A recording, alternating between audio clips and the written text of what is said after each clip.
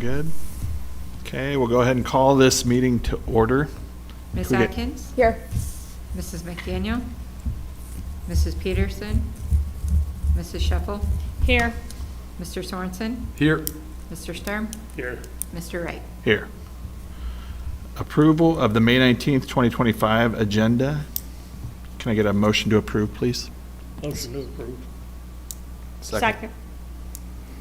Vote, please. Ms. Atkins? Yes. Mrs. Shuffle? Yes.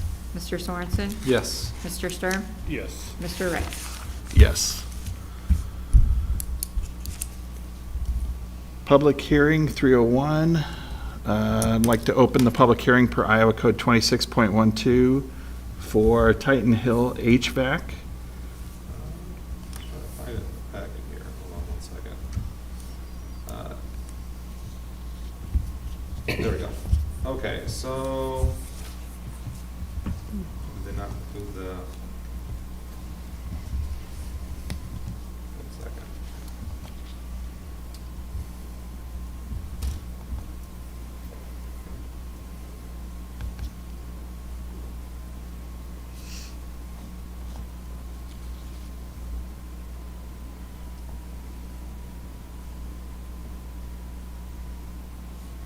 There we go. I'm going to forward an email to you, Miss Lisa, if you would put up there for us.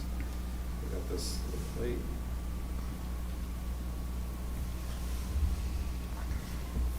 So we have been working with Morrissey Engineering on putting together a plan for the Titan Hill Mechanical.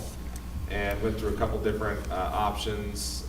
Way back in the day, we talked about this with the facility committee, between doing, expanding the geothermal wells or putting in like a heat pump and or not a heat pump, but a small boiler and a chiller to kind of supplement the current system that we had.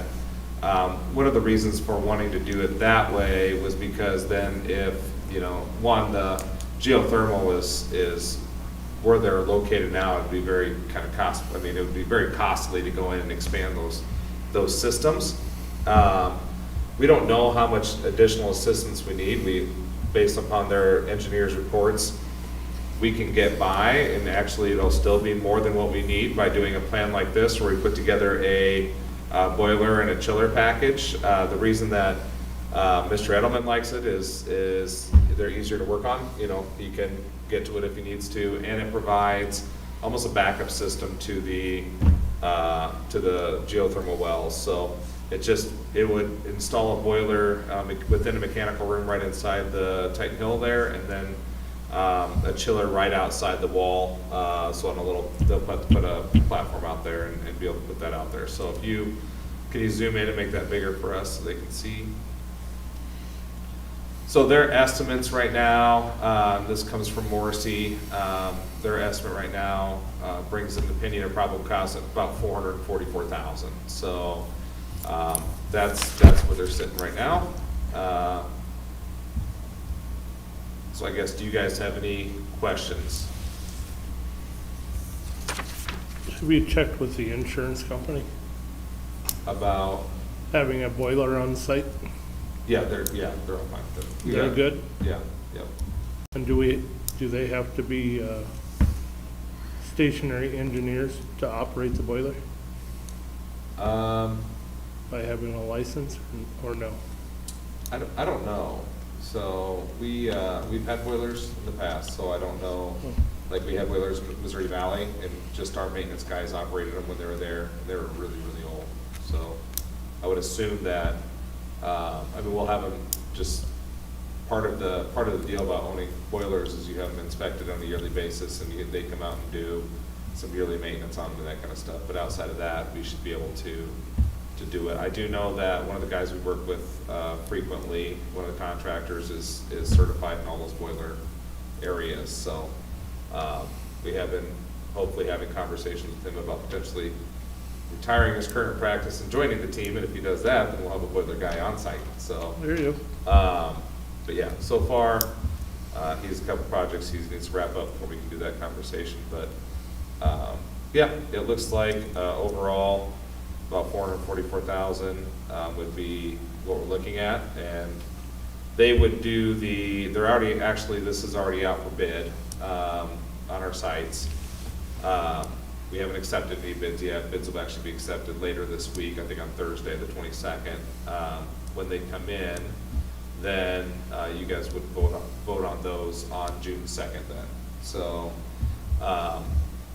So they would order after June 2nd, they would order both of them right away. The lead time for the chiller is longer than the boiler. So they think they can get the boiler in around August time and get that installed. So that way when winter comes around, we'll be able to, we'll be, fully functional. The chiller probably won't get here until late September, early October. So when it comes, we'll install it, but we'll already be past the cooling season. So we'll essentially have one more fall of warmer temperatures in the classroom, but then after that, we should be good to go. So Is it the same size or a lot smaller than the one we did for the high school? a lot smaller. Yeah. But same lead time? Well, let's see, the high school was approved,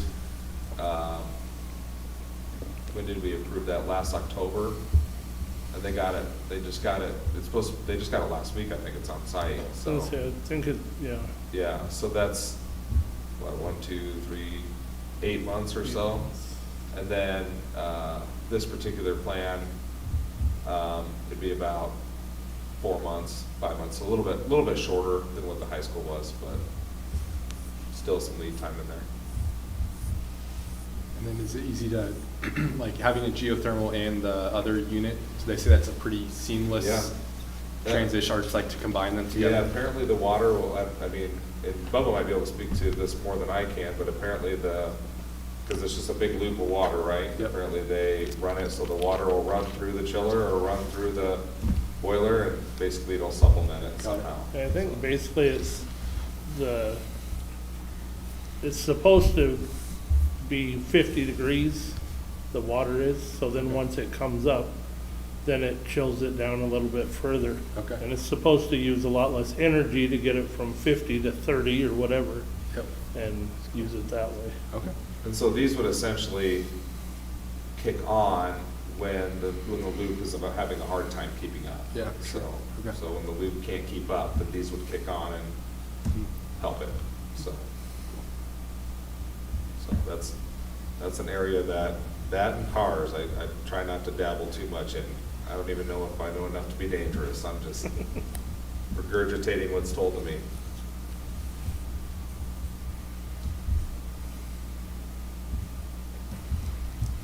Any other questions? And again, this is just a hearing, there won't be anything for you guys to approve or discuss or anything tonight, so. And we don't have anybody in here in the room. Do we have anybody online for public comment? Okay.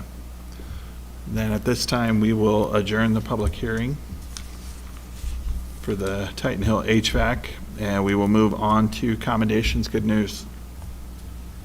So we are wrapping up the end of the year, and we actually don't have any visitors. We kind of, the visitors, I kind of split up between the two nights, all came on the one night, so we got quite a few visitors last time, but we are wrapping up the year. We have several state qualifiers. I'll do kind of in June, I'll kind of do an end of the season wrap up for spring sports, kind of do them all at once.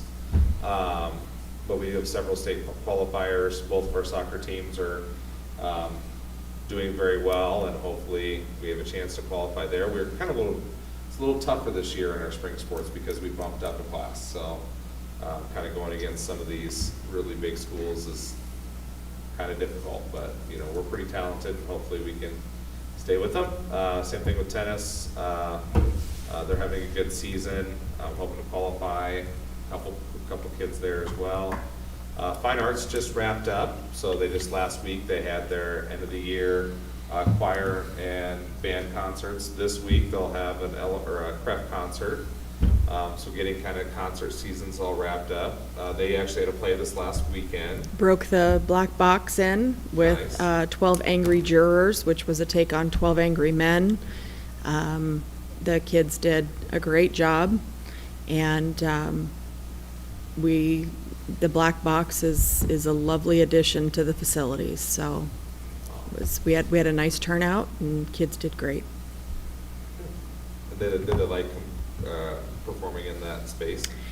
For most of them, they had never performed anywhere so tight. And so when you're on main stage, of course, you really can't see a whole lot. But if somebody in the front row extended their feet, you could potentially have tripped somewhat. So it was very close quarters, but the kids did great. They did not let it, but when they walked out, they're like, that's totally different than a main stage performance. Yeah. So, but it was wonderful, so. On top of that, we've had all of our, the majority of our kind of parent days, those types of things. So we had our parent picnic at Titan Hill last week. We had a career day at CREF last week. That was fun. And then we also have, this week, we have track and field week at Titan Hill. We had track and field day last week down at CREF. So it's just tons and tons of activities. And I'm looking over at Dr. Hartman. She's smiling because she loves going to all these activities. So, yes. She's like, can't we do these in like March or like Spread not them at out the a end of the year? little. Spread them out. Yeah, No, combine we got to them. hit all the parents right now, right at the end of the year. So, so it is a mad dash, but anyway, so we're pretty excited. I know that I was talking to, and they'll share some of that information when they come. We're gonna have our principals put together kind of an end of the year, kind of a wrap up that they're gonna share on June 2nd with the rest of the staff, and then I'll share that evening with you guys as well, kind of a end of the year PowerPoint or video, and some of the data in that is pretty outstanding when you look at, especially our high school graduates, the number of credits that this particular high school graduating class has earned is phenomenal. I won't share it tonight. It's not my information to share. The amount of scholarships that they've received, it's crazy. We had a National Honor Society breakfast wrap up for our graduates last Thursday, and Mr. Vinchetto was sharing all of that data, and it was awesome. So the opportunities that our kids have here to succeed and be able to take those college credit classes and leave with opportunities for scholarships or other opportunities, that's pretty phenomenal. So that's about it. Any additional commendations, good news? Friday's the middle school dance. I was gonna say that's good news. I'm not sure Dr. Reynolds thinks it's good. You know, That's a as long as the- controversial one, As long so. as the kids tried, Yeah. got it going. And are you helping sponsor that one, Ms. Director Shore? I don't know. I don't know what we're doing. You haven't been voluntold yet? No, I haven't been voluntold. She's in Florida. Oh. I can't wait till my kids are in middle school because I will be at all those, so they'll love it. So. All right, hearing nothing further, we will move to comments and suggestions. This is the first time in our meeting where we open the floor to any comments from the public. Nobody on? Okay, then we will move to consent agenda. If I could get a motion to approve. Do we have a, There is an updated personnel sheet. There's just one additional summer school teacher.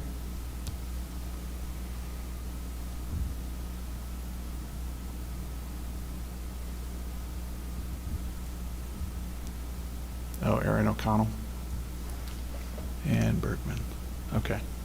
So moved. Second? Vote, please. Mrs. Shuffle? Yes. Mr. Sorensen? Yes. Mr. Sturm? Yes. Ms. Atkins? Yes. Mr. Wright? Yes. Reports, 701, curriculum instruction report. Turn it over to Dr. Hartman. So, last time I showed you ISS data, it was very preliminary data, and so this is like the official data, all the scores are in. So I'll make sure Dr. Hazing can give you guys access to this spreadsheet. It doesn't have any personal student data in here, so you guys can kind of look at this at your leisure. I'll show you here some bright spots and just some challenges, but as you're looking at this, it's math is first, then language arts, then science.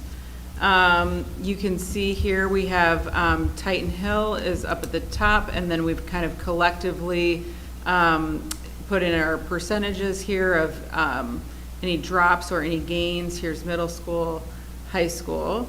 The second tab is the tab that we really like to look at when we are analyzing the data because it's by cohort, and so that just means it's the same kids. So when you compare year to year and it's not the same kids, it's just kind of harder to make some guesses or estimations of what's happening. So when we look at the cohort data, it's a little bit more significant to us to look at what's happening with those same kids from year to year. So let me just talk through a couple different places where we're excited and a couple different places we want to continue to work and grow. So part of what I'm going to share with you, our district leadership team on Thursday looked at this data and reflected. I specifically asked them to look where there was like 5% or more for growth or a decline. So you'll see a lot of that highlighted today. But that's some of the themes that I'm bringing through today. And then at the end, I just have a couple of questions for you guys as far as, you know, next steps and some of the things that you guys might want to see or some of the things that you guys notice when thinking about this data. So overall, our proficiency level as a district for math, we're almost at 75%. language arts is 75%, and science is 73%. This year, it would have been a stretch goal from the get-go, but our goal was 80% math and language arts for proficiency, so we're a little shy of that, but that's still our goal, is to get to 80%, because really, whether it's ISASS or some of our other data, if we're at 80%, that's really reflecting that what we're doing at Tier 1 for our kids is working. If we're at 80%, that means we've got to intervene and support a little bit more with that 20%. And if you're over 20%, you start really taxing the system. It gets really hard to intervene when you've got more than 20% of kids who need intervention. So this shows we still might maybe have a few tweaks to make when it comes to what we're providing Tier 1, and that could be anything from the curriculum materials that we're using, or how we're collaborating and working together as teacher teams to support kids. It could mean time in some of these subject areas, and so, I mean, we've been pushing on a lot of different things this past year to try to move the lever a little bit. So here's some highlights. When you look at the middle school data for language arts, so we'll go back over here. Here's middle schools. So you can see here was their proficiency level for this year in language arts. And I know they're very excited that 2 out of their 3 grade levels had over 80%. And same thing when you look at the high school as well. So it's really exciting that they're there. I know our 8th grade teachers were really excited that they're at 89.61%. And then you can see here, here's last year. So this is not cohort, but you can see year to year. There was some growth there for that 8th grade group of teachers. So very promising, very happy with those results. The 6th grade cohort, so again, we can click over on our cohort tab, but some nice looking growth for that cohort. So you can see here in both math and language arts, here they are, this is math. So that cohort gained 10.56% more kids were proficient when it came to math. And then that same cohort also grew by 6.42% in language arts. Again, really exciting that particular group of kids grew that much. Our 4th grade cohort had a little bit of an increase when it came to language arts. So you can see last year about 65% were proficient, and this year 68% were proficient. Math, we just talked about that 6th grade cohort, so they had a lot of growth, language arts and math. And then that 8th grade cohort also had a pretty significant gain when it came to math. So you can see here from their 7th grade year to 8th grade, they went from almost 74% proficient to almost 88% proficient. So again, really, really exciting. When we talked in DLT a little bit about this, we talked about a couple things. We talked about how one of their building goals was culture related, and they worked really hard on their building culture. And we talked about how sometimes when you really work on the culture, the results come. So talked a little bit about that. The other thing too is they've really worked hard to put in PLCs, or professional learning communities. And so they're meeting regularly as teacher teams, and they're looking at data, and they're making instructional decisions pretty quickly on that data to make some changes. And they, again, as teacher teams, work really, really well together. So those are just some of the conversations that came up as to, like, you know, what could be happening with some of this growth, and what could be some things the rest of us could learn from some of that growth. Some other highlights is science. Science, not necessarily cohort data. I didn't ask Mike to do the cohort data, but we could look at that too. But if you look year to year on our science data, it looks really, really good. You can see here we only test in certain grade levels. It's 5th, 8th, and 10th for science. And in 5th grade, it went up 3.37%. 8th grade, 11.57%, and then in 10th grade, 9.73%. So again, pretty significant increases there in science. And as I went into different classrooms during testing and would kind of peek at some of the tests, science is very text heavy. And so I think as we continue to support literacy, I think those science scores come along with that, because it's a lot of technical reading. Some challenges, when you look across the board, third through fifth grade math and English language arts, like collectively, there was a dip. So if we go back here and look, you can see Titan Hill, this is collectively Titan Hill, this is math, dropped 4.3%. And again, that's grade to grade, not necessarily cohort. And then a drop too when it came to math, about 4%, not quite 4%. Another area that the district leadership team looked at was our current fifth grade cohort. There was some drops from year to year here. Let's see if I can get my. So if you look where currently fifth grade is, if you look, here's math. So when they were in third grade, 80% of them were proficient, and now in fifth grade, 71% are proficient in math. And then that same cohort, third grade, 67% was proficient. There was a little bit of a gain the next year, 71, and then we've dropped like 7.67% from last year to 63%. So just some things to think about there, and I know all of our buildings, their building leadership teams are looking at this data and analyzing the data. And sometimes we look at, I don't know if it's the case for this particular grade level, but sometimes we look at, are there pockets where we have a lot of new teachers, or there was a lot of turnover, and do we need to think about how we onboard people with curriculum materials, or what that looks like? So, can I ask a quick You question? can, yeah. If I did my math right, Mhm. which I can't guarantee right now, those kids that we're talking about right now in the fifth grade cohort Mhm. would have been kindergartners during COVID. Yep. So they missed like the foundation. Mhm. Okay, that's, Yeah. However, what the DLT looked at was just the dip from, I mean, they were just in the at- last 2 years. Yeah, they Okay. were at 80% in third grade for math, for proficiency, and then have continued to decline.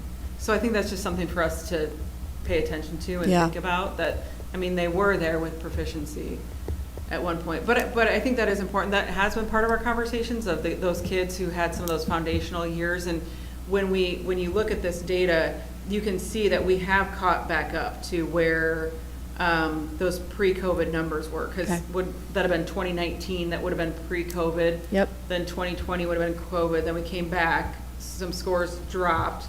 So it's kind of interesting to look at like that 2021 year, you kind of would have expected a drop. But we feel like we've caught back up since then. I But just that's- didn't know if some of those skills, Yeah. what they were learning in fourth and fifth grade, If it comes if back up. that comes back Mhm. on some of that they were Yeah. not proficient with back then. Yeah. And then just overall, when you look at the data in general, not necessarily the cohort data, but if you look across the board here at language arts, just a little bit of a decline or flat line when it comes to language arts. So, I mean, not any crazy, huge, significant drops. And again, this is year-to-year data, but just kind of flatlining and a little bit of dips. So those are, this is in our area of challenges that I think we need to consider to think about and talk about.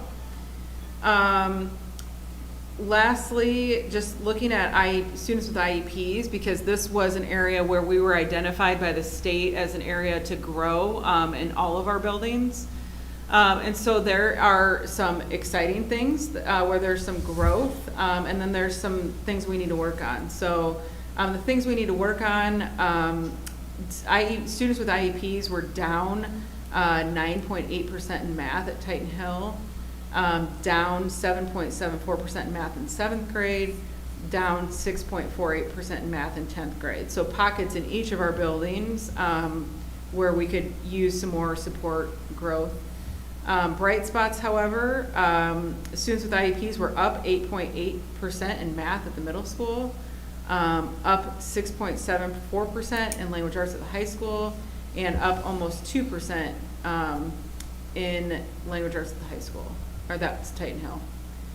And then science, science was up at all buildings. So students with IEPs were up 10.3% in fifth grade, almost 36% at the middle school, and 1.5% at the high school. So gains everywhere there. So here's some things when DLT looked at this data and we did some analysis, here were some things that came from them. Really talking about doing fewer things well. So when Dr. Hayes and I first came, DLT was using some goals. There was like at least 6 goals. And that was really hard to try to keep track of and try to think about what are we doing. And so this past year, it's been 1 goal, 80% proficiency. And then we had some different things we were trying to push on, but I think people really appreciated doing fewer things really well. And then thinking about what does that look like in their buildings to do fewer things really well. We read a book last year in DLT called The 4 Disciplines of Execution, and it talked about the importance of having scoreboards. And it's been really cool because some of our buildings have really taken to that, and they have scoreboards, like the kids see the scoreboards, the kids participate in the scoreboards.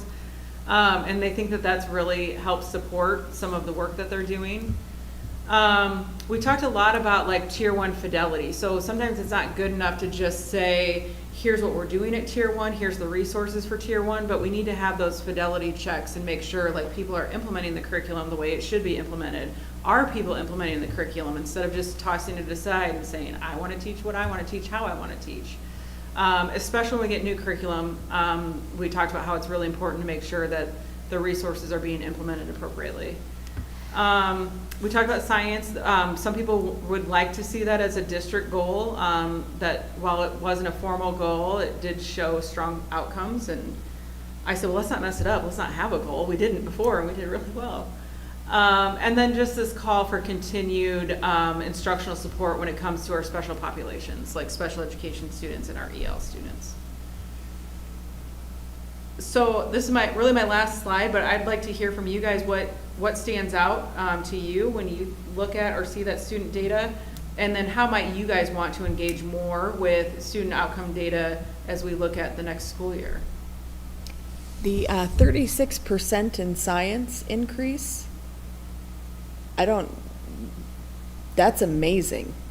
Like, I will say this, all the curriculum directors in the area have been emailing back and forth, and most districts are seeing that kind of gain. What is is it change in curriculum?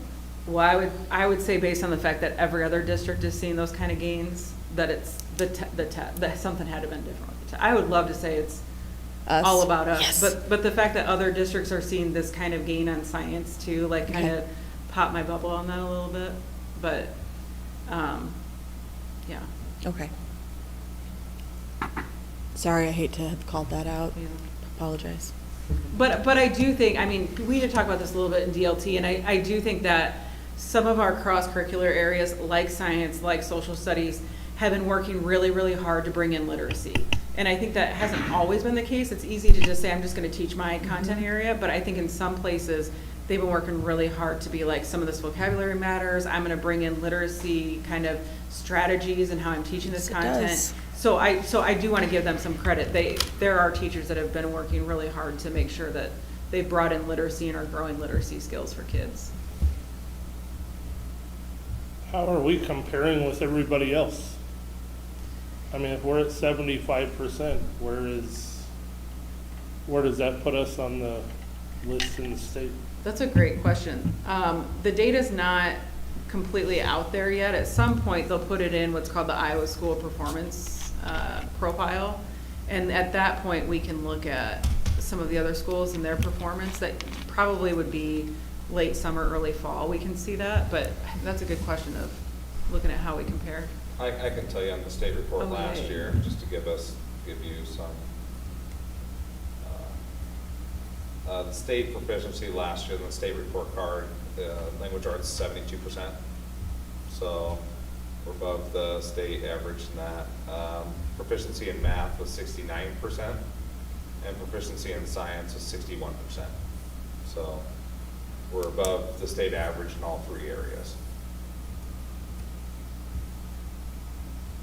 Is that what we're shooting for, though? No. Is just No. to be above average? No, 80% is Or- what we're shooting for. Well, like she was saying that all the other districts and stuff are emailing back and forth. Well, if we know who, let's say the top one, I don't know who that might be, but can we email them and say, hey, what are you finding that's working for you? And So one of the things to note is there's a lot of variables between districts across the state. Like, you know, I can even think of a local district, or there's a local district here whose scores are consistently in the mid 90s, low to mid 90% of their kids score proficient. But when you look at only 5% or 4% of their kids are on IEPs, you know, they don't have the student population that, I mean, really, if you're in an individual education or plan, like, you have a learning disability that doesn't allow you to be proficient. So, and we hover around 11, 12%. So we know that right off the top, you know, 12% of our kids should not be proficient. Like, that's why they're on an IEP, is because they have a learning disability. And then we have X amount of kids on top of that, probably another 2 to 3%, that are continually below, but not to the point where they would qualify for an IEP. So, like, let's say the proficiency line's at 40%. We probably have, you know, if you're below 40%, you're not proficient. So about 25% of our kids are not proficient. Roughly half of those kids, you know, have a learning disability which would make them so they're not proficient. Okay, so that what we're looking to do is, you know, not that we want to see growth from all kids, but when we look at our IEP kids, your students on IEPs, like, we really focus on growth with them, because, you know, to ask somebody who has a learning disability to be proficient, like, we still want to, I mean, that's still the end goal, we want everybody to be Right. proficient, but we know realistically, we're looking for major growth. We're looking for a couple of years at a time growth, so we can close that gap. So we kind of have different ideas about what is success. So yeah, then there's other schools across the state that, you know, we also know another big barrier for proficiency is poverty. You know, there are schools across the state that are at 70-80% poverty levels, and which just means that their kids have access to fewer resources than maybe what our kids do, because we're sitting here at about 30%. So yeah, there's just a lot of different factors. So I don't know. We do like to see what the state average is, because we like to say, okay, well, we're the positives, we're above the state average. You know, if you account for the percentage of our students that have IEPs, we're in the ballpark of where we should be with other students, but we still have growth to make, right? So realistically, if we have 12 to 13% of students that are on IEPs, we should be scoring about 87%. You know, like 87% of our kids should be proficient. So but you know, it's like you just kind of pick a goal and say, well, we're at 75 now, 85 is where we want to go, let's try to get to 80. You know, let's get halfway there, let's get halfway home, so. But I remember last year we did, like, because of the fact that we got targeted for students with IEPs, we did look at districts that had similar demographics and if they were showing growth, and we did reach out to some of those districts about what are some of the things that you guys are doing. And we did, like, Nevada was one of them. They're very generous in giving us some different, you know, it's hard, nobody really knows the thing, Right. you know, but like, they did give us some different ideas to work with. But here, this tab here shows the students with IEPs, and again, you can see there was some pretty significant drops in certain areas. Now, granted, you can see how many kids we're testing. It's a much smaller number, obviously, of kids that have IEPs, so the percentages can change pretty quickly there. But we definitely have work to do. And, you know, with all that being said, we have amazing teachers. You guys know that. I mean, we have such talented, strong, good teachers. And so that's where it feels like it's on us and it's on our leadership teams to really figure out, like, what are the supports that our teachers need, whether it's curriculum or how the curriculum is being implemented or professional development. What is it that they need so they have the right tools in their hands so that we can get there? Because these are numbers I think to be proud of, especially in a lot of different areas. But I think that we can do better, and I think our teachers want to perform better and know we can, and know our kids have those capabilities to do better, and they've got the talent, they've got the skill. It's just making sure that we can do the right thing by them and make sure they've got what they need to do that work. You tied into the question I have for you, which is, can we comb through this data and identify where our high performers are based on class, and maybe not from a board level, but maybe more from the district leadership team who needs additional coaching, or maybe a more frequent review, something like that? Yeah, so again, like at DLT, we kind of talked about, without wanting to like kind of, Yeah, point a finger at a certain place, but just kind of collectively talking. There's a couple different things happening in a couple different places that's hard to duplicate. Like at the middle school, they teach in a block. So those kids, what they get for time for instructional minutes for language arts is significantly different than what happens at the high school. Sure. It's just the nature of high school, and your kids are trying to get all these different opportunities and things, and it's hard to duplicate. But I think the things that you can duplicate are how some of these professional learning communities are operating and how they're able to coordinate and connect with themselves. And that's part of an admin, responsibility, is making sure our teachers have that time built into their schedules. And I know like next year with Wednesdays, having a little bit more time for early outs is gonna really support some of that work. And again, too, I think sometimes it's making sure teachers have the right instructional materials in their hands. Like, in the middle school, they have a curriculum that I don't love, but at the same time, they love it. They bought into it, they've been trained on it, they like it. They know how to work with each other with the curriculum, they know the gaps that it has, and they've worked really hard to fill the gaps. And so they've really made it work. And so I think those are the things that we talked about in DLT, and I think those are the things that can translate into different places. And they're seeing results. Yeah. Like, that's, Yeah. yeah. Another thing too is I know that there are other states who've gone to like a performance-based system where based on how your students score on a certain test, you might get a bonus or not get a bonus. The problem is you have teachers then that are really focusing more on rosters than they are on teaching.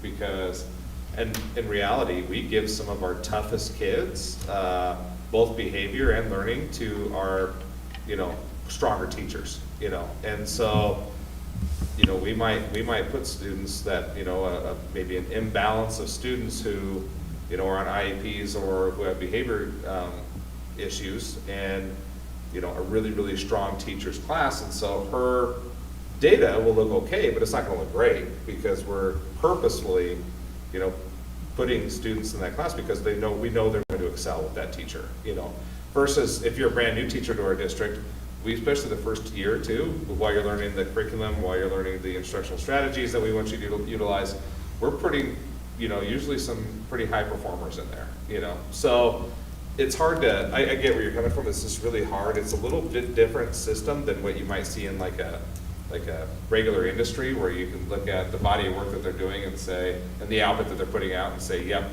obviously, that's important. That's where we go walkthroughs. Our principals are doing walkthroughs, they're having individualized conversations, then know when they walk in what's good instruction and what's poor instruction, and then what do you need to do in order to make that better. So Dr. Hartman's done a lot of work with our principals this year on the Danielson model, and that is really focusing on key components in instruction and making sure that our teachers are doing really well in those areas, which then should translate to more success. So, And again, I think if you look at teacher teams, I think you can dig in and start to find some answers. Like again, where I look at places where things are going well, I can go door to door from grade level to the same grade level, and they're teaching the same stuff.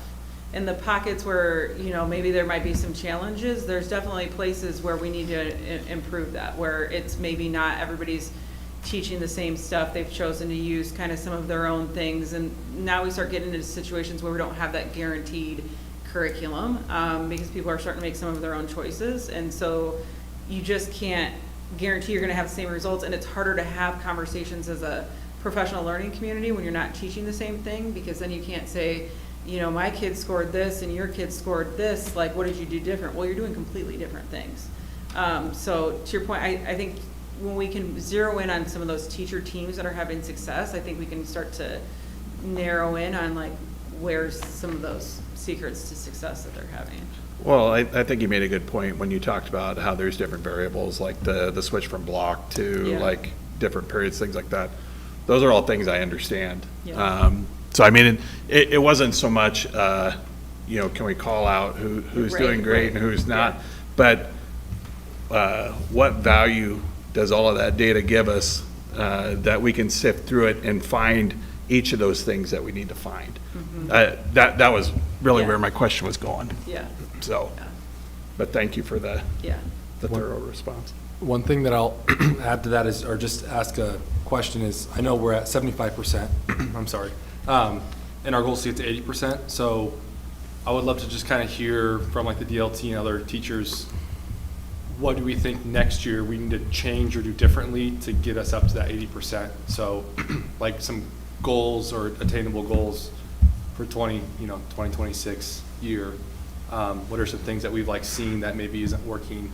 Like, I know it's only 5%, but Yeah. I'd just be interested to hear what you guys come up with for. Yeah, well, those and I action think right steps. now, DLT, and I think they're kind of wanting to wait a little bit to see the direction that the board goes, to see how we can fit some things into, the board strategic plans, but we've invested heavily and have done a lot of work with solution trees like MTSS models, so they're multi-tiered system of support. So all of our buildings have been doing a lot when it comes to building in some of those structures of how do we intervene when kids need more support, when kids need that additional level, how do we intervene? And it's hard to do that, and it's hard to do it with a pretty limited schedule, and then it's hard to do it with language arts and math. And now it's the law to do it for language arts and math. So we've got to figure it out, but they've been working really, really hard to continue to like frame that up and also marry to the behavior side of things with academic, because sometimes if that behavior side of things isn't going well, you're not going to impact the academic. So that's, I think, really where DLT's mindset has been, is we just got to keep doing the work. Like they've picked the standards that are essential in all of the grade levels and picked the standards that they will intervene for every kid until they master that standard. And they've built in a lot of different systems and working on schedules. And so I think they feel very confident that if we just continue some of that work, some of this will come. With that being said, I think there's still some of those things that, they talked about here that we need to make sure that we continue to do, whether it's, when we get new curriculum, like we can't just throw curriculum at people. We've got to make sure they get the professional learning on it. We've got to make sure that they understand how it needs to be implemented. And then, admin, myself included, needs to make sure that we're in classrooms and making sure that like that curriculum is being implemented the way it's supposed to be. So it's really been, I think, DLT's thinking and thought process is those things would help move the needle to get us there. Okay, any additional questions for Dr. Hartman? Okay, thank you. Thank you, guys. We'll move on to finance report.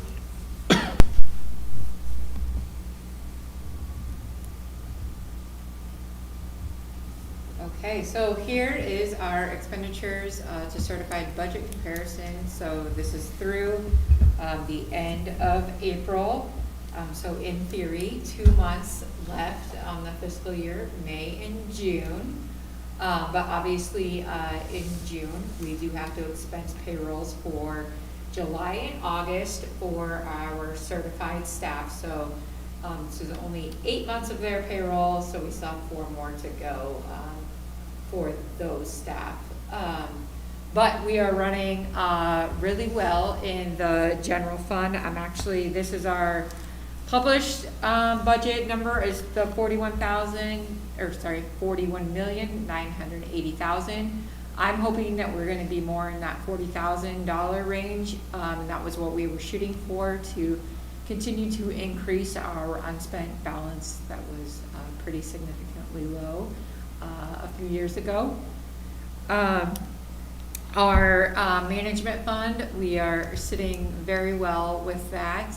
But we do have a couple of things coming up for this next fiscal year, so we are keeping an eye on those. Obviously, the premiums, and we currently insure through EMC Insurance for all of our property and casualty insurance, and they have now gone to a 1% deductible for all wind and hail claims. So we are in the process of working with our insurance agents to determine the best plan for us to be in a situation where we are going to be able to take on that additional deductible. But with that EMC group, that is the majority of the schools in the state of Iowa, so as you know, it's a rather large group that all of us are in, and unfortunately, we have not had the greatest weather the last few years in Iowa. So we are looking into that. With the PEPO and capital projects, we are also sitting pretty well with that. We'll start up really with getting a lot of those invoices for the summer work, the furniture for next year, things like that. Some of that will fall in still to this fiscal year for anything that's finished up in June. And then our enterprise funds and nutrition fund, as well as our activity fund, they are all continuing to run really well. And I think that we will be under budget in all of them, not only our published budget, but the lesser budget that we have also set for these. Obviously, because the published budget is the maximum authority that we are allowed to spend, so we do set a smaller budget, a little bit underneath of that, just so that we have that little bit of a cushion if, for instance, we should have anything happen, such as, nutrition, food cost increase, or anything like that as well. So, running really well, really happy with our budget this year. And just so you guys know, when Andrea talks about the 1% deductible, that is 1% of our total premium, or total policy, so, which is one. Yes, it's 1% of our building cost for each individual building. Yeah. So it is a rather Yeah, significant. it's 1% of each building. Yes. Yeah, that's what I mean, of the total Yes. Yeah. campus. I know you said that or a lot of the school districts have them. Can we call and get quotes from other companies? Majority of them will not insure a school district. There's only two, There's only two that I two. know of in the state of Iowa.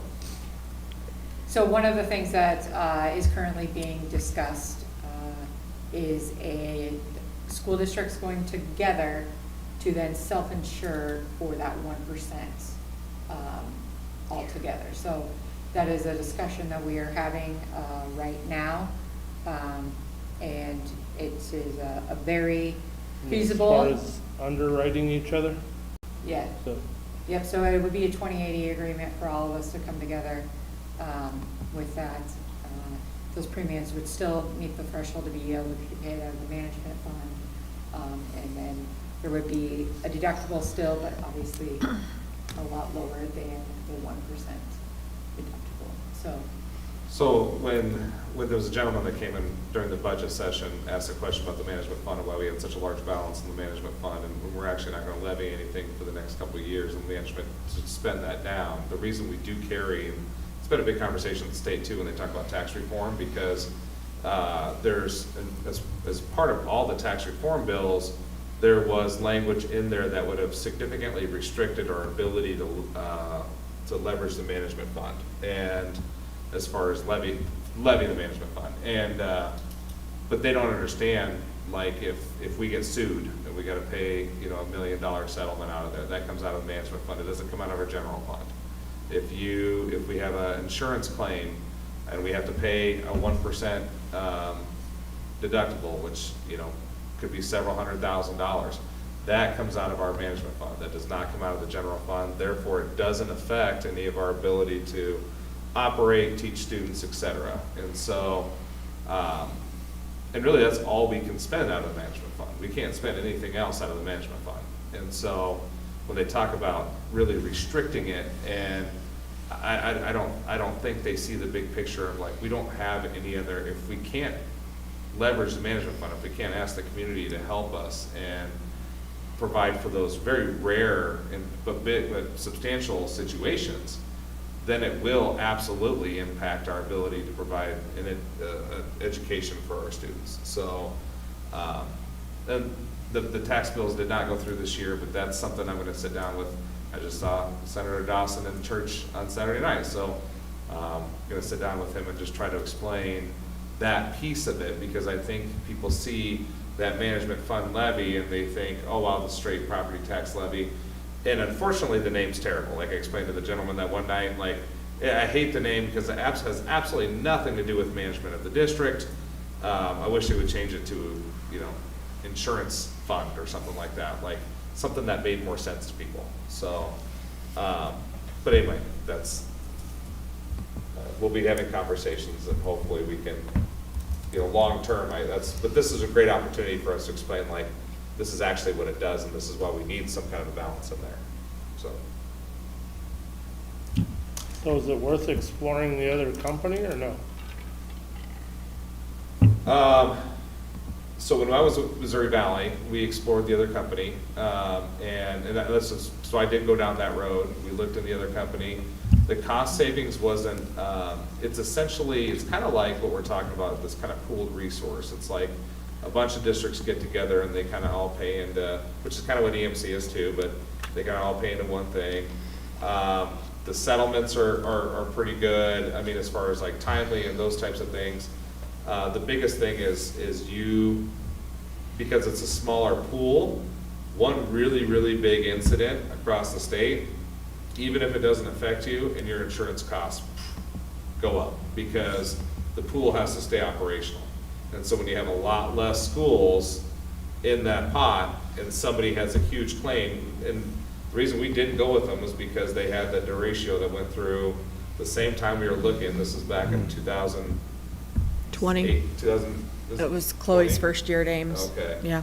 Yeah, so then that derecho went through, all of a sudden, they basically had to like double the insurance policies because there was a couple schools that got smoked, and then, even those, because everybody shares the burden, so, which, that's what insurance is, but it just, I was told myself, until their market share is compatible with EMC, because I'm a budgeter, and I have to know on an annual basis, like, how much is it gonna go up? When it goes up 10, 20%, that's bad enough. If it goes up 50, 60%, that's what I would call, it's unaccounted for. Like, I don't know how you could even estimate that. So that's the only reason. That's, not that I'm against it. I just don't want them to, just because everybody is going with them, Right. just like all of us on our own homes and our cars. Well, I just switched all mine, so I'm a shopper, so. Yeah, I don't want them to grow comfortable Yeah. and then start reducing our coverages. And I'm sure our premiums have went up so now our coverage is gonna go down. Right. I will say that our agents, they do a very good job of shopping the market in other aspects too for some of theirs, so they also bring to us what they're seeing from the private sector, other nonprofits, things like that, so we are able to compare and see what is out there too. I know that from my own experience as well, that majority of homeowners are also seeing a change in their deductible for a wind and hail, so I don't think anyone was really kind of shocked by this to be coming down, especially too with the amount of claims that have been coming through EMC in the last few years with a couple derechos and such, that it hasn't been the best for claims coming through, so.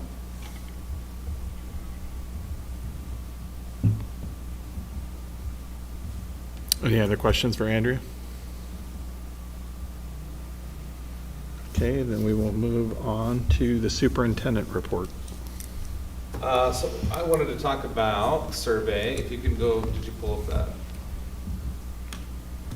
This one? No, I shared that. Other questions? Yeah. Can you blow it up for me? This one? Yep, thank you. So here are, and working with Tony from IASB, here's kind of these are some survey questions. I did share them with you all. If you guys would just take time to kind of go through them at some point and just kind of say, yes, those look good, no, they don't, this one seems redundant, just kind of that kind of feedback. Or if you have an additional question you think you would like to throw in. I tried to balance out the culture, climate, and opportunities and access. Those were the easier questions to find. There are a couple of hard ones that kind of go in multiple places, but you just kind of lump them, in together. I mean, you try to pick kind of when we do that exercise, you try to pick the best fit.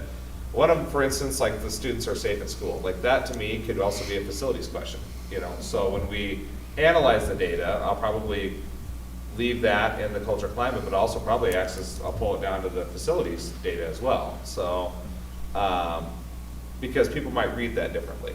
You know, they might read that like, is my kid emotionally safe? Is my kid physically safe? Is my, you know, we could go into more depth about those as well. If you go down, there's a couple, go back up just a little bit. There's one on there that says, I try to put everything under opportunities and access that has to do with student achievement, except for, like, for instance, I have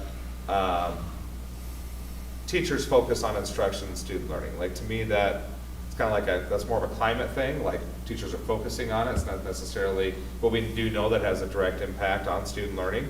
Same thing with school staff care about student academic success. You know, like that, we know that the more we care, the harder we're gonna work to make sure that we get there, and it's gonna lead to opportunities and access, but at the same time, it's probably more of a culture thing. Like, and then if you go down to finance and facilities, these are probably well, you'll see in opportunities and access, there's a lot about just varied opportunities. Like, that's one of the things we're really trying hard to do, is provide a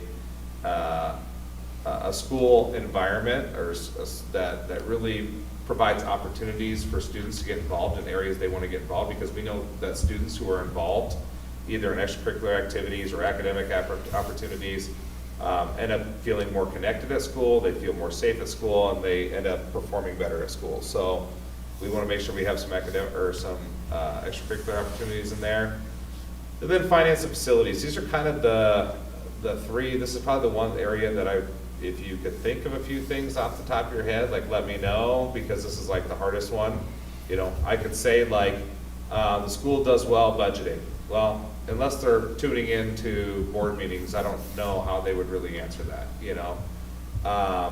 Students have access to resources, technology they need to learn. Like, that one is that's a facilities one that everybody should know. They should know if their students have access to stuff. School facilities are clean and kept in good repair.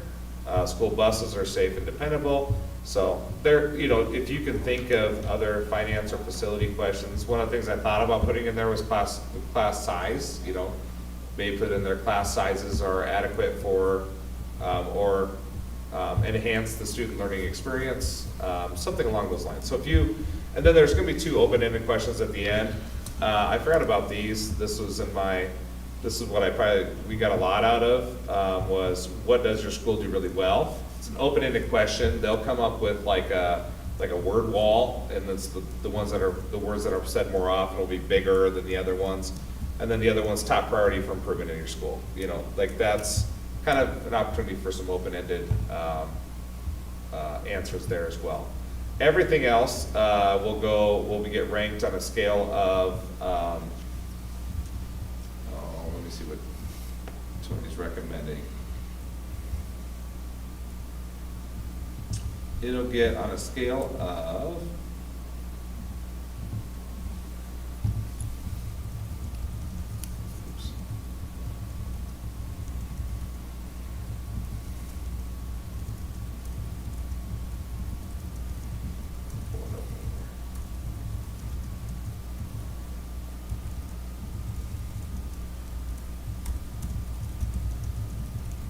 it'll ask for demographics too. It'll ask, you know, what students or what buildings do you have students in, you know, so that way we know they can click multiple. So the current level of student achievement in district is about what we can expect. So, like, that's one of the questions that he had recommended. I kind of changed it up there a little bit. But here's the answers that they can put. They can put strongly agree, neutral, disagree, and strongly disagree. So there's kind of five areas that they can answer. So if you look up there, that's a few more. If you scroll up a little bit, Dr. Hartman, I got 3, 6, 9, 12, about 15. So there's just under 20 questions, about 18 questions or so that I have just up there right now. So we do have room for some more. I kind of targeted around 20 questions, just kind of a start. So. And then if I could get some feedback by next week, I'd like to have Tony send it out at the end of next week, just so we can start getting some responses.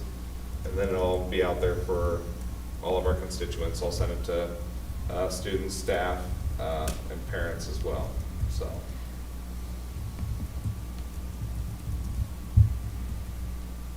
Recommendations are to use your communication methods to send it out. Don't post it on Facebook because you get a lot of people who provide unwarranted or inaccurate information on Facebook who aren't even affiliated with the district. So, but we have email addresses for all of our parents, and we'll send out a text to tell them that we sent it out as well, so. Could it be put on Facebook if you would like to have a survey? If you would like a survey, contact us. Yes. Okay, yeah, Yeah. we can do something like that. Yeah, We because can there say, might be check here. some that don't have kids in school, but Right. they, they do follow on social Right. media. Yeah, we can say if you're interested in filling out the survey, we'll probably put something on there. We maybe can do like a fill out this little survey if you want to have access to the survey. We'll probably ask questions like, how are you affiliated with the school? Right. What is your current address? You know, Yes. I don't need, we don't necessarily need people from Washington, Right. answering survey questions about us, so. Right, right. It's mostly not because we don't care what their feedback is, but Mm-hmm. it doesn't really help us. Like if you're in Washington and you want to have comments about our district and you're not affiliated with us, all you're going to do is skew the information we really want to know about, Right. so. Do you have lists of people that have been to forums and everything that you could also send out?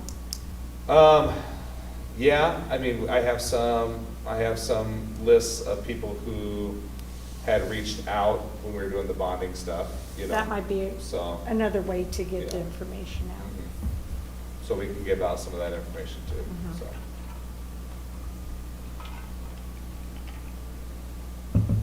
Okay, any other questions about the survey? All right. That's really, from my report, that's all I had, but I'm gonna have you pull up the Excel spreadsheet I sent you. For the facility. Yeah, for the facilities piece. Okay, so this one, I did send a copy to you guys as well, but it didn't have the playground stuff, so I inputted the playground. As you can see, if you scroll down a little bit, Dr. Hartman, and zoom in there, you'll see that we are still, oh, it didn't calculate. So you'll see that we're, the first time we're kind of over budget on something is the playgrounds, but we knew we would be because we're in a budget pretty much everywhere else. You'll see we're sitting at about $3.5 million. It's not a true $3.5 million under budget because there's $1.2 million of soft cost contingency that's still out there. So it's really like $2.3 million that we're still under budget. So that's a good thing. I'm sure, but again, this is before a lot of the unknowns, like as we tear up the parking lots, what are we gonna find? How much work are we gonna do that we're gonna have to kind of put some more money into? There's some things that I know that when we, because the fence, there'll be a new fence installed around the athletic complex, not around the athletic complex, but that goes along the parking lot because we're gonna put a sidewalk in there. So we're gonna move this fence back a little bit, install a fence there. And I had made the recommendation, the request that we had put in a walk-in gate. So a switchback gate, if you know what I'm talking about, you like kind of, work around it. And you can't get a bike in there, you can't get a stroller in there, you can't do, because those things will tear up a track. People, I know a lot of times will take a look at a stroller and be like, why can't I push a stroller around the track? Well, because the rubber wheels on the rubber track will destroy that track faster than anything else, any kind of rubber wheels. Kids' bikes, strollers, anything like that destroys a track. So we don't necessarily want those things in, but for 3 years now, I've seen kids climb that 6-foot fence and fall on the other side and get up and go on their way. Like, I don't see any reason, they're getting in anyway, why we can't, provide an opportunity. The fence can still be locked, so if we have events or if we have, if there's certain reasons that we need to keep it locked, we can do so. We now have pretty good coverage around the entire field with cameras, so it's a little bit different than how it used to be when we didn't have cameras and we had, so that there will be a walk-in gate, and, hopefully we have people will go and utilize the facility. We had a walk-in gate in Missouri Valley, and I And, I mean, knock on table wood here, you know, we never had any issues as far as, I mean, people might have went in and, you know, peed on the mascot or whatever, but that doesn't really hurt the field. It's kind of disgusting, you know? So, we know that happens in our field from time to time from neighboring districts, but, you know, we just don't want anybody going in and doing something that, you know, they can't, that costs the district money to fix. So, still able to lock it down. We can close it shut pretty easily and get a lockdown. But like, for instance, that's a change order, okay? Not an expensive change order, but that's a change order. I also want to, there's an island in the new lot for the Performing Arts Center and the big lot at the high school. There's like a little island that separates that, and it's all, they can't get any grass to grow there. It's literally just dirt that's in there, dirt and weeds. And so I'm asking for a change order cost to take out the dirt and fill it in. So that way we don't have to worry about the weeds, we don't have to worry about the dirt, that is just concrete all the way through. And so little things like that, that we're looking to maybe change up as we go along, so. Where was the added fence at? The fence goes from the tennis court down through the entrance to the football field. That was all part of the project. Does not go around the field, it's just a regular galvanized fence, so. So right along the drive lane? There's already a fence there, we're moving it back to put in a sidewalk and then replacing it with a new fence. Are we gonna have to put some sort of, what do they call those, the cement pillars so that people don't park there on the sidewalk? Is there gonna be a way to protect? I kind of wondered the same thing. Instead of putting a fence next to the drive lane, what if you just put bollards? Yeah.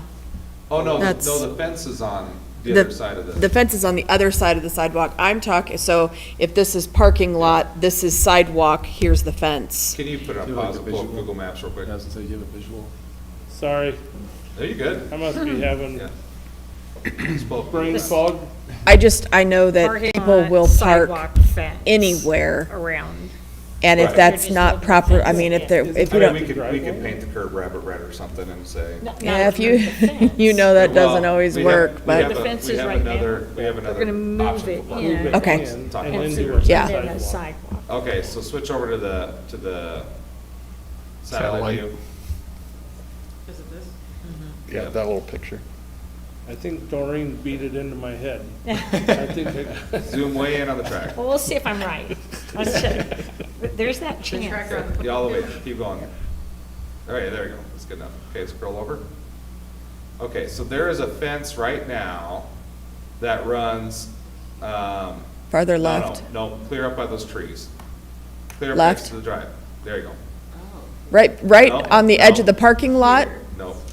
And there we go. There you go. There is a fence that runs. That's the Do I need to baseball come field. right- There you go. There's a fence that Right runs along that, all the okay. way around there. And where that thing has also been hit numerous times by kids, so the poles are all bent. So they're gonna put a sidewalk in there so people that are walking from the parking lot have a place to walk, because right now they're just walking amongst traffic. So they're putting a 6-foot wide sidewalk there and then putting a fence on the other side. So then they'll put a walk-in gate. Actually, the walk-in gate will be down towards the baseball field, so that way they can go in and use baseball as well. So, and it's a little flatter down there. So it's gonna go in towards the baseball entrance, and then it'll stop at the entrance to the football field, and then the regular fence will continue after that. So that's where the sidewalk stops. Are they gonna have to hop the fence then to get in the track? No, they can just flip up the thing and walk in. Okay, so we don't Yeah, want the we don't fence we don't want on the that. track? Okay. No. We just lock the big fence, so. It'll just have to train kids to not park on the middle school side, because right now they all park at the middle school side at the athletic building, and then they hop that fence, and then they go, They jump it to Yeah. go to the track. you have to go to the track. So they park on this side, they can just walk in through a fence, so. And I know you mentioned this, we have cameras of like where the walkway into the fence, do we have cameras Yeah. like on them coming in? So that'll be a part of the pole, when they replace the poles, we'll be able to put cameras on the poles, so we'll be able to better monitor that as well. Now, if you scroll up to the top, to the current tennis courts, so this is just a recent discussion we had.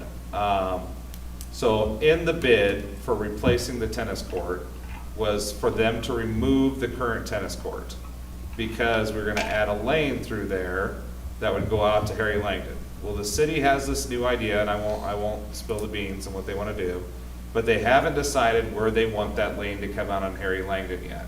And so that's kind of the big holdup with the new lane that goes out to Larry Hankin, because I think they wanna do that in culmination of a bigger project that involves moving traffic lights and putting in medians and expanding the road and, you know, everything else. And so they haven't given us kind of an exit yet. We do know the exit will be approximately where the, kind of that point goes out to the Harry Langdon, the point of the tennis court that's closest, yep.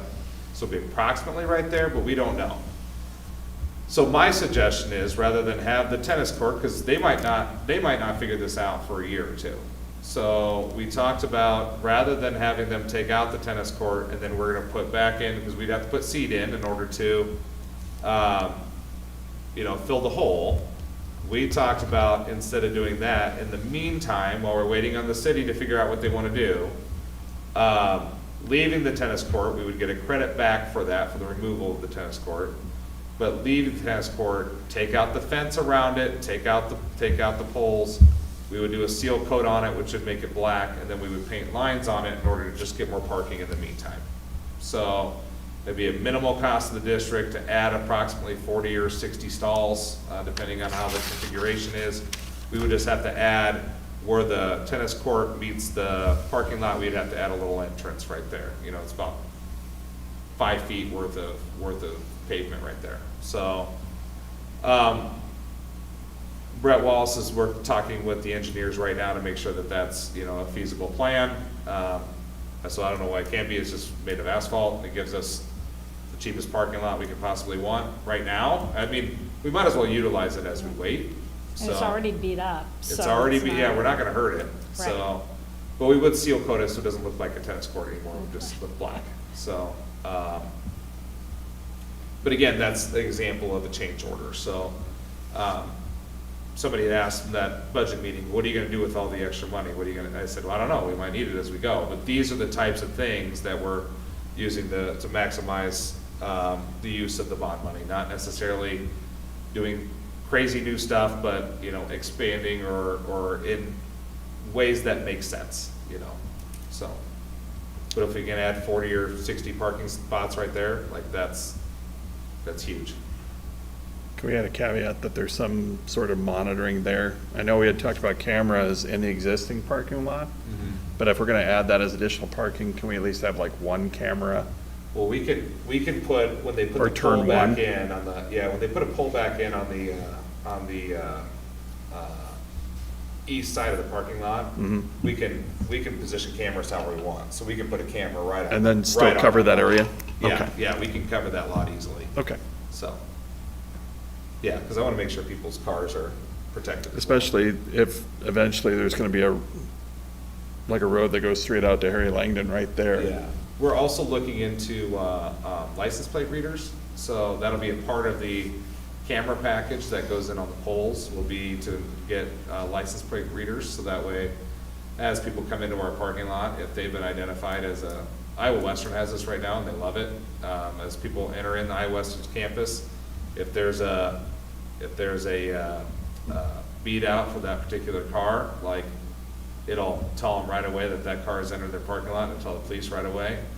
It'll also help us tremendously with patrolling the parking lot, because a lot of times I'm looking at a car trying to figure out if it's a gray or a black or a, you know, whatever Mazda, or, you know, you can't really tell what these cars are, so. Maybe if you're a car guy, I don't know. I can tell if it's a minivan, that's about it, but this will tell the license plate as they drive in. So hopefully we can explain to our kids and other kids from other schools who visit us in our parking lot at the wee hours of the morning that as you enter our parking lot, we're getting your license plate right now. So if you decide to do something interesting on our lot, then we'll know, so. Any other questions?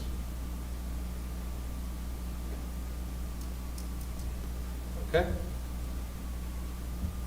That's about all I got. Any questions about the facility work in general?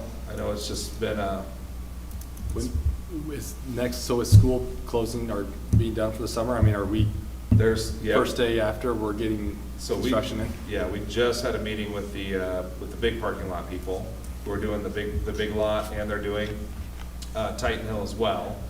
So they kind of laid out kind of they're gonna do the big lot first and leave both ends, and then they'll do one end, and then you'll only have access on the other end, like they might do the end of the road, and then you'll have access to, just through the middle school, and then I'll do that end, and then you'll only have access to the front and the main lot.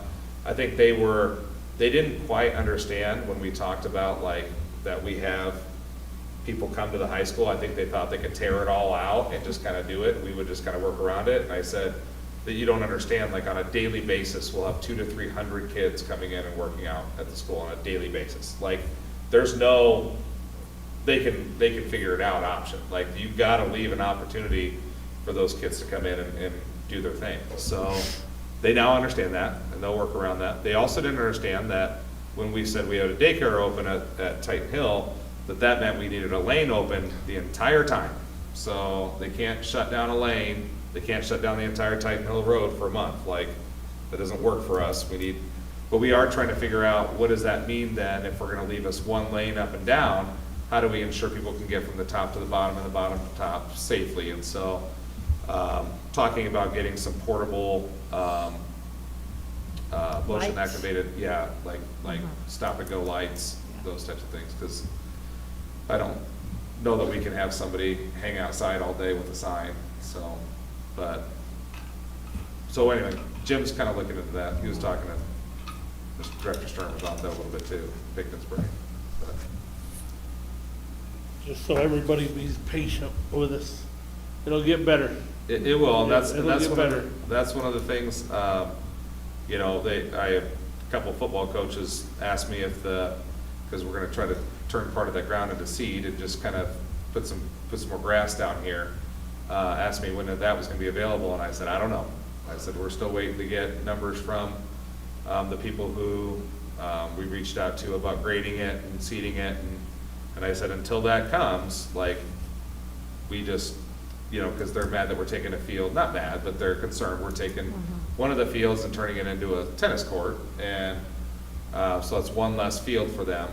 And I just said, you know, sometimes you gotta be a little patient, you gotta break some eggs, but it'll be a pretty awesome omelet when it's done. But it is what it is. Do they use ISD, front of ISD? ISD's really kind of taken a more strict stance on the use of their facilities. So you'll see even when you go by, there's not any youth using it at all. Like, and they're doing it for the safety of their students that live on campus. Right. But it has, you know, that's people, I know that's caused a little bit of disruption for people, because that was a lot of green space in our community that's now not available. So we hope that by putting a little bit of green space down here, people can utilize that and at least have some more green space. Right. So Do we have to worry about irrigation? there's a well down there. Oh, there is, We so do we have to can- redig the well, and we gotta run the power again, so. We can't get like irrigation out there if we need Yeah, to. yeah, and that'll be a big thing. I mean, otherwise the grass won't go, Yeah, so. for sure. So we'll get it. We won't put in sprinklers or anything, but you can get those. Shoot, we had them at our fields growing up. I used to set them all the time. Like the creepers, where you just, you know, put these big boom sprinklers out there, and they just creep along, and when they get to the end, they creep back, you know, so. Used to run those all the time when I grew up. The well's no good down there, It is, but there's no power to it right now. so all we need really is power. Power, well, and then we don't know if it runs. I mean, there's no way to really know if the motor's still good on it or anything like that, so. I don't know anything about wells, so. We got a generator, we can figure out if that well runs. Well, Well, I thought about, I know a Mr. former. Wileage might I was be gonna able say, to I know help a a former little bit. board member I was gonna reach out to this week and see if he's available to come Text up him. and I- try to figure that out for us, I'm so. sure he would like. Oh, to. he will, absolutely. I've Yeah. talked to him before about it, so. He just said let him know when, Yeah. so. But as long as there's no plan to move the dirt, it's kind of on my lower priority right now, so. Any other questions, comments? Okay, then we'll move into discussion items. 8.01, elementary flooring replacement.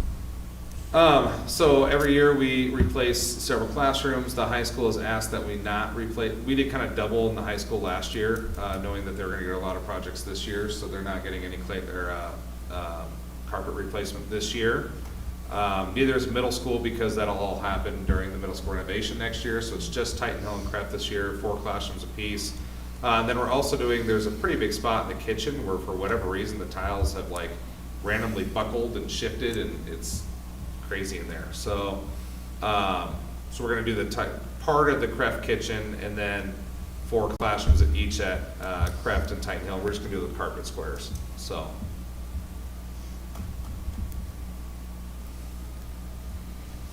Okay, any questions, comments? Okay, 8.02, Iowa Western Community College MOU. So Iowa Western, this is a graphic out from CV, so if it says CV, CSD, that's council, but this is all consistent regardless of the school that you're at, so. They are, increasing their tuition costs, they're doing it to be more consistent with other community colleges across the state, but I think you guys need to at least take a look at it and see that, you know, the costs are going up. So for instance, the biggest ones that'll affect us are, we have now a lot of students who take courses on Iowa Western's campus. So if a student takes a course at Iowa Western's campus, we were paying 75% of the tuition rate. We will now pay 90% of the tuition rate.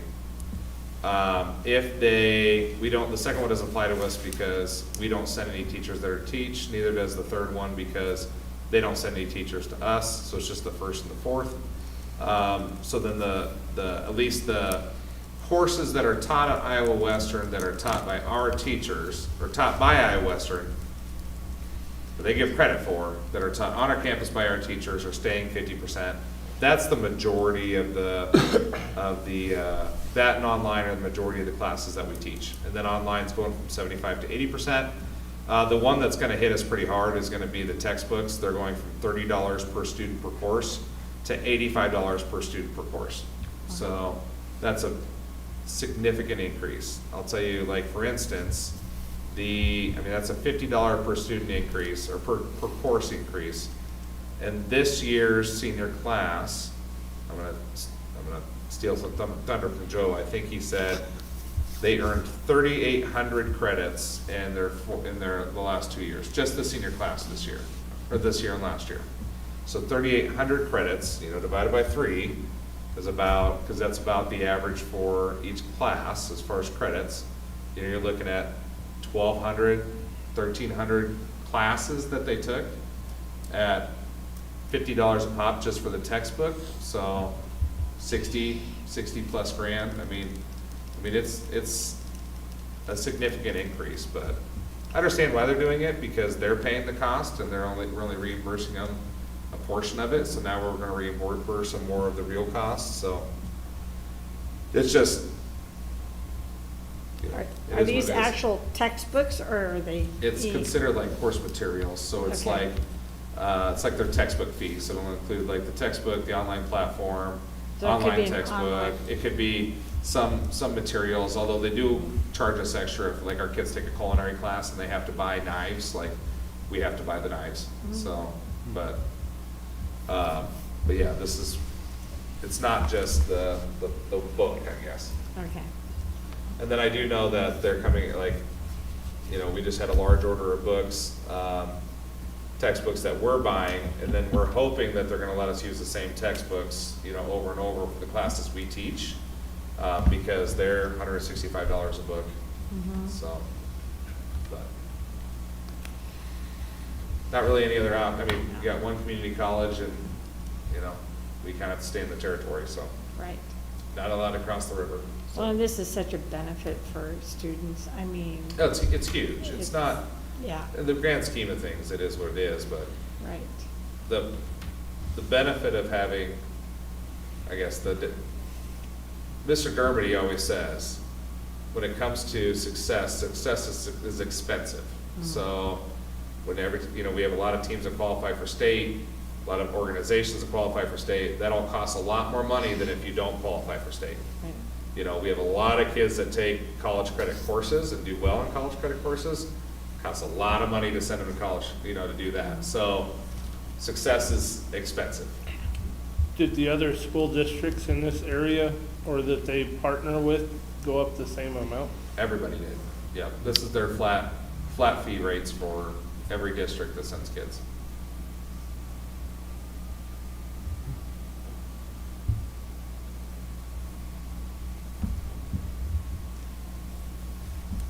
Any other questions, comments? I think we're kind of stuck with this one. So, 8.03, $20,500,000 general obligation bond series 2025. Yep, so this will be read as 4 different resolutions, 4 different motions, 4 different votes, but they'll be tagged as 803A, 803B, 803C, 803D, okay?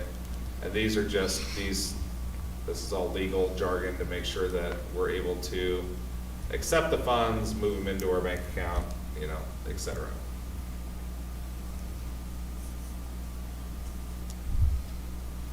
Do we have to specify anything, like the paying agent, bond registrar?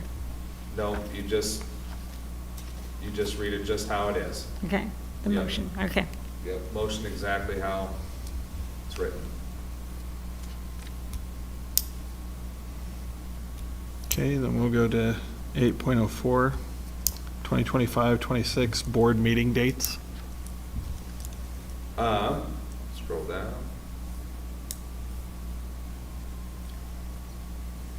Okay, so these are the dates.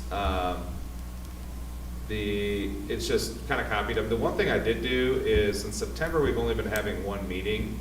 It's kind of weird because the first falls on a Monday. I'm gonna ask that we do 2 meetings that month, the 8th and the 22nd.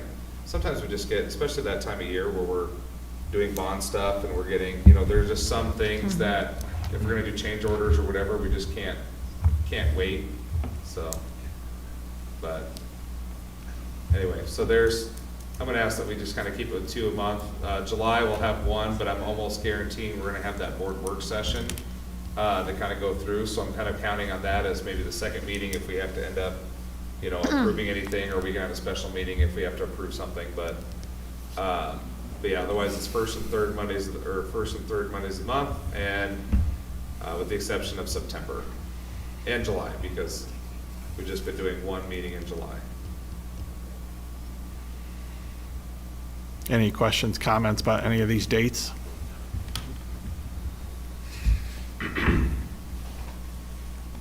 What are you laughing about over there? Me and computers. Oh.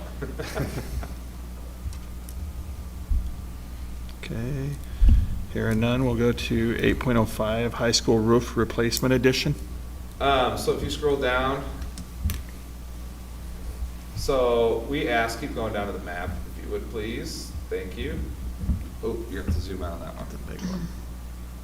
Okay, so the yellow portion at the bottom is so the green portion is what we did last summer. The yellow portion on the bottom is what we're doing this summer. The blue portion is what we're doing next summer. So the pink portion that you see right there is what was kind of out there. And we're recommending let's go ahead and add that to this summer, mostly because it's that little piece. It's kind of contiguous with what we're currently doing. And it's small enough that even with it, we're still under the budget that we had set for the rest of this year. They're gonna do it for the same cost per square foot as they did the rest of the roof, which we thought was, a really good deal, so. So if you go back up, that total price is, now you gotta zoom back in. I think it's 77,000, is that what it is? 79. 79,000. Yeah, $79,200. Any questions, comments on the roof addition? Okay. Then we will move to 8.06, high school math curriculum. I'll let Dr. Hartman kind of share about this. Okay, so this one is for high school. At one of the last board meetings, you guys approved the math curriculum for Titan Hill. This year was the last part in the review cycle for math for our buildings.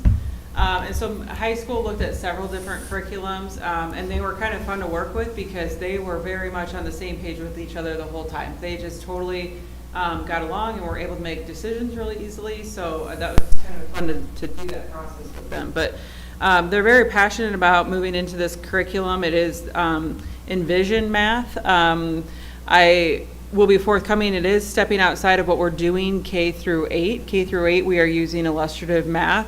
It's a very inquiry-based type of math instruction, and it just hasn't been a great fit for high school, for what they're trying to do instructionally with kids, for what kids are interested in. And so the teachers were very passionate that this is the right kind of instructional materials for them.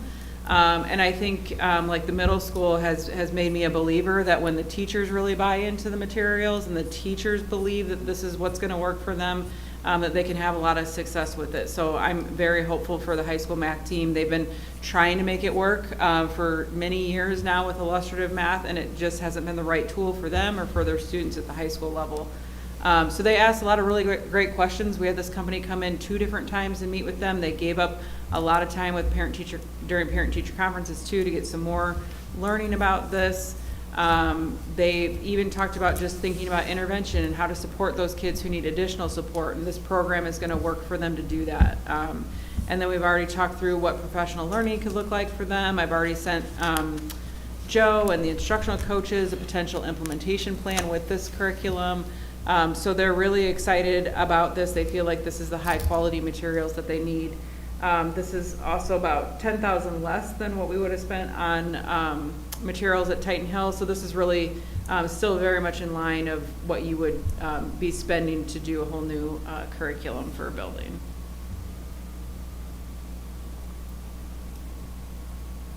Any questions, comments?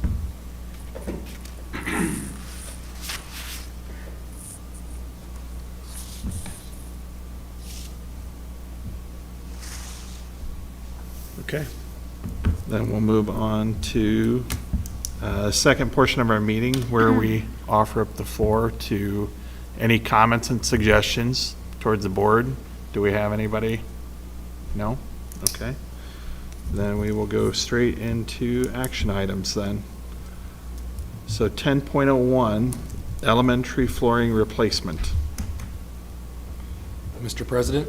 Yes. I'd like to make the motion to approve the elementary flooring replacement bid to Kelly's Carpet for $29,393.46.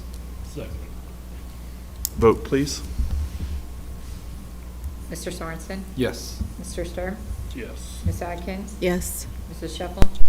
Yes. Mr. Ray? Yes. 10.02, Iowa Western Community College MOU. Mr. President, Yes. I'd like to make a motion to approve the MOU with Iowa Western Community College for the 2025-2026 school year. Second. Vote, please. Mr. Sturm? Yes. Ms. Atkins? Yes. Mrs. Shuffle? Yes. Mr. Sorensen? Yes. Mr. Ray? Yes.